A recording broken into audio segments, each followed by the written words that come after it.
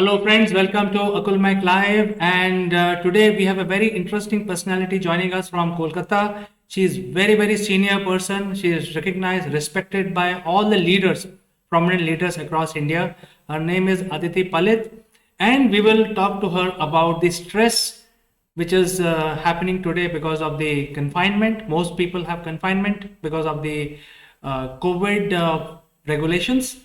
And how do you manage that stress? So, without further ado, let's welcome Aditi Palit.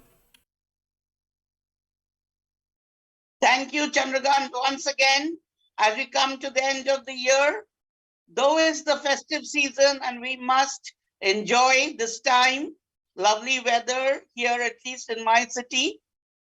What I have felt, and I know since the pandemic, and still it's going by interacting with various sections of society, that stress has played, if I say, initially havoc in the sections of, and I get a feeling that since that the news of the new strain Omicron, people are once again getting stressed. So I felt that not only in crisis period, during I think this will be kind of a life in for the future in at least coming 4 or 5 years. We need to handle stress, identify, handle, and find our own cure and not let it go out of hand when the time comes for visiting a psychiatrist. Well, Aditi, the stress is a very difficult animal to catch.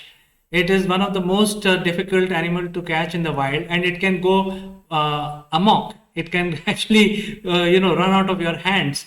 So, my question is, since we are talking about the stress which is arising because of our work in confinement, how do we identify that we are stressed? What are the symptoms from your point of view? Yes, that's what I've been talking to, the young professionals, especially. Uh, the main factor is identify the triggers that is affecting you, and keep a very aware kind of check on yourself.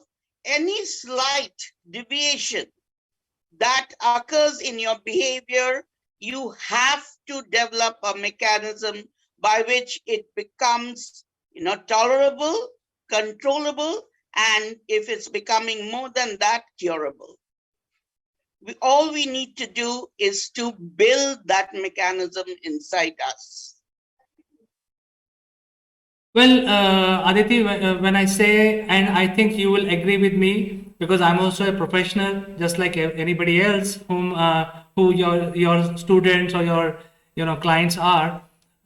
What happens is that we tend to ignore. Suppose something extraordinary happens today, we will say, okay, fine, this has happened. Tomorrow it will be a different day. So let's pass today and let's wait for tomorrow. So I think the tendency is to ignore it. Is it risky, and how do we not ignore it and accept it and probably discuss about it? What are the mechanisms for doing that? Okay, that is self-talk. I would advise the first step is self-talk. As I said again, recognizing the triggers. Now, there are different kinds of triggers. There are physical ones where, as you said, I'm not up to the kind of feeling I normally have, whether it's at work, whether the reason is for anything in the family. I'm going to immediately put my thinking hats on. Whatever reason, biological crisis, what's happening is once in a century, as we are unfortunate that we are facing it. But every day something or the other happens to be a challenge. Challenges create stress. Now, then we have to, as I said, I'm keeping on talking of the mechanism which everyone does not have the same triggers. I will give you just an example from myself. I have overcome stress. As you know, in every talk I say, I live my life through my coaching, or I have learned from my coaching, from my experience, and I put it in my coaching. I used to get stressed in school. I was a front ranker in school, but always had the desire to do even more. And before exams, I used to get stressed. I never talked to myself that academically I'm good, and what is the end result? I had the symptoms, I ignored it, and but it became bad, and then I had to talk to my family, parents, etc. So before this comes, you tell yourself, today I'm not feeling good. What is the stressor? What is the trigger? Okay, now can I deal with it myself? So there are various ways of getting yourself in control, and never ignore it, as you said. No, sometimes it spirals. Today I'm not feeling like what I was. I'm letting go in the morning, but by afternoon, work related, the meeting deadlines, that's a big stress factor. Now, coming here to an aspect of stress, most people do not know something called eustress, which is good stress.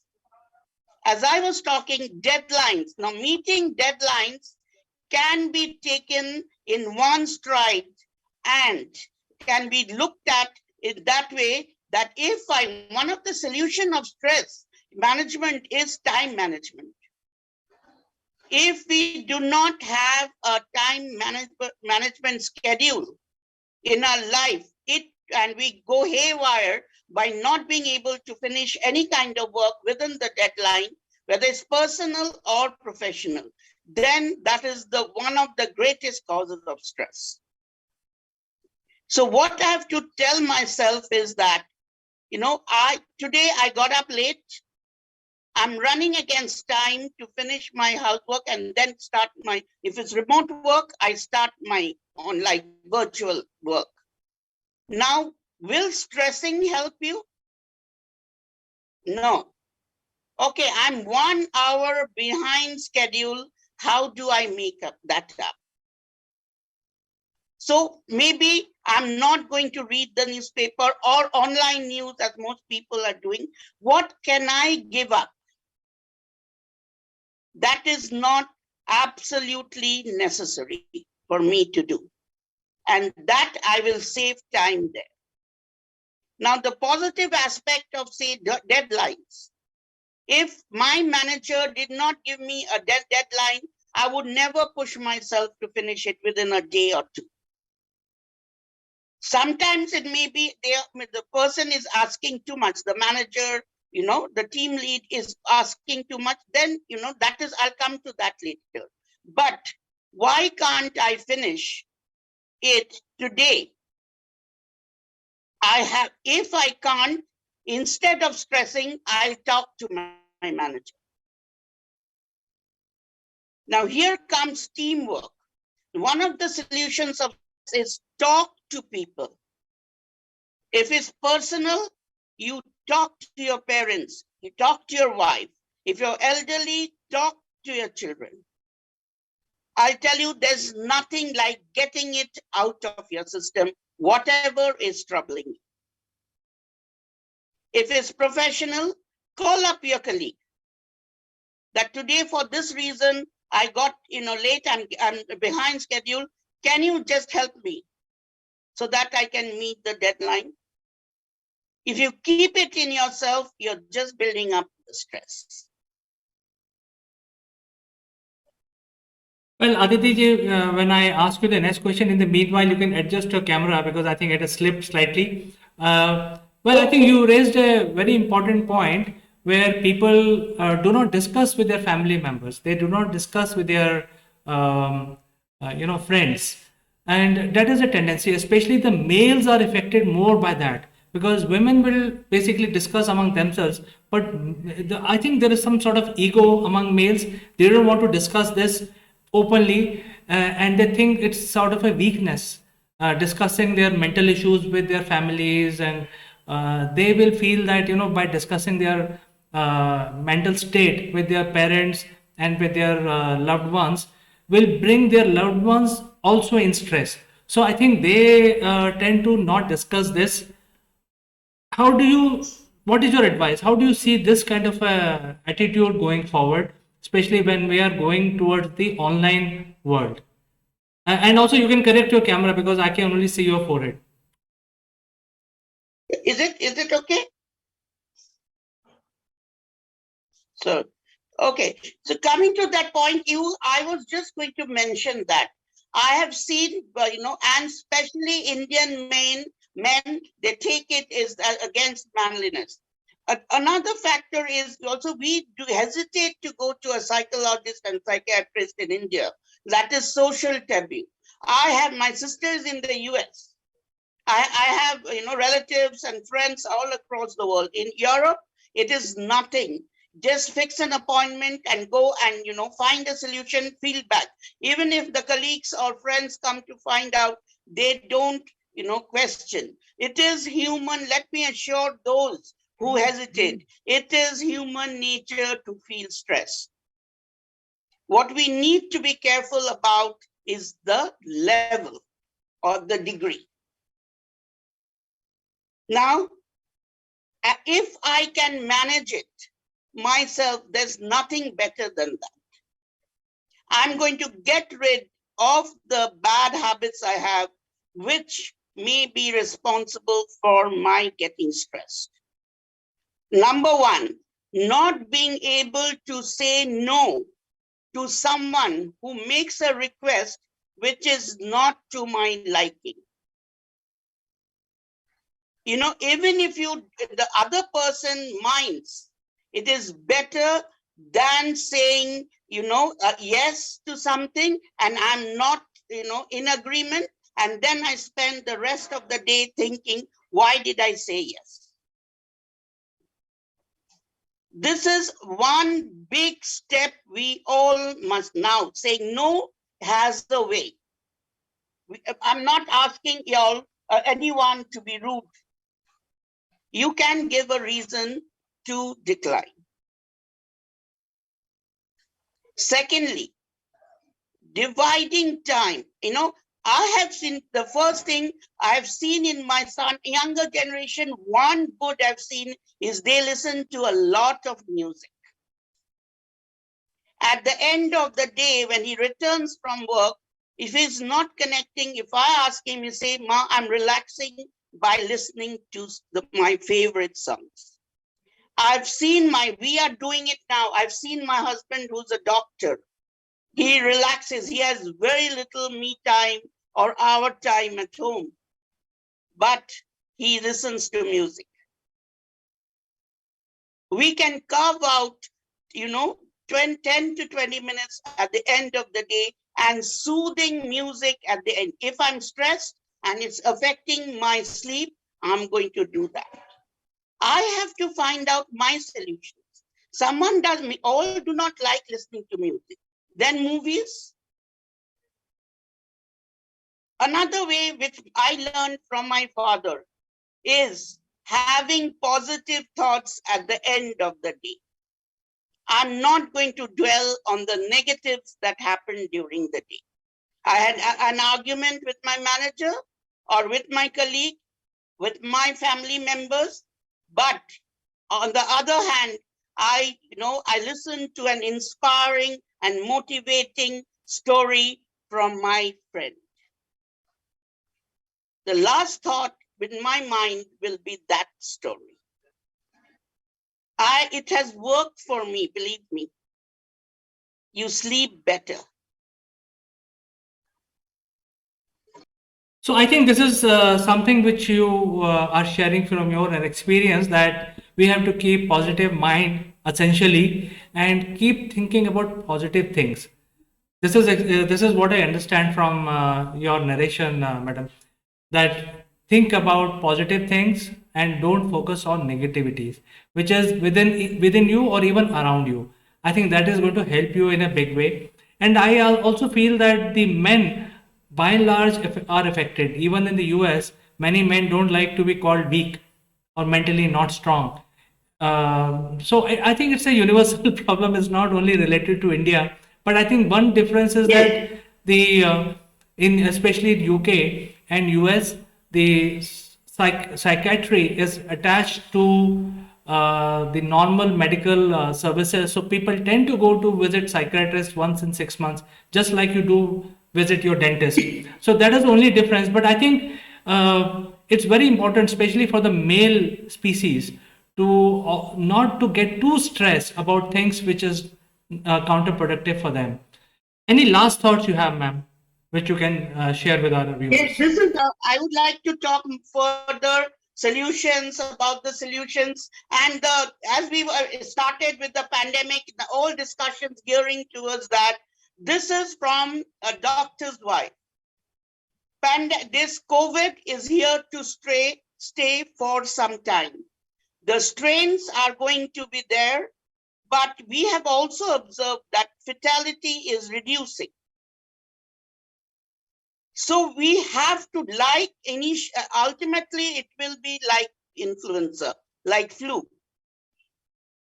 So no need of thinking that this is not, is a never ending biological crisis. Think about it that as people, some, offices are adopting hybrid work. We are enjoying certain, going to movies, parties, within restrictions, like normal life. It is coming back slowly. So let us think that way. I've heard a lot of, I read reports that the companies are wanting, some, hybrid work and in-office physical, work to start that, but, employees are reluctant. How long are you going? Okay, if you have genuine reason, which has worked very well, remote work, elderly parents, young infants at home, that's okay. But you trust your companies. There are medical kits there also, sanitization. This is my advice to the young joinees, young professionals. Adopt those ways and not go haywire during festivals or times like this. And relax. Every day, relax with a technique, yoga, meditation, how it's raging all over the world, whereas in India, it is not at that level. So adopt a method which works for you and say, and last line I want to say, with my sister in the US has said, taught me, and that's almost their, anthem. This too shall pass. Like good times end, bad times also end. So no need of stressing in any way. Well, Aditi, thank you so much for giving such positive advices, and from your experience, this shall definitely pass through. I have full confidence, and thank you so much for joining us today. It was a wonderful discussion. Thank you, thank you, Chandrakant, and through your channel, a very happy New Year, a positive and a hopeful New Year to all your viewers. Thank you. Thank you, and New Year to you. So, To you too, of course.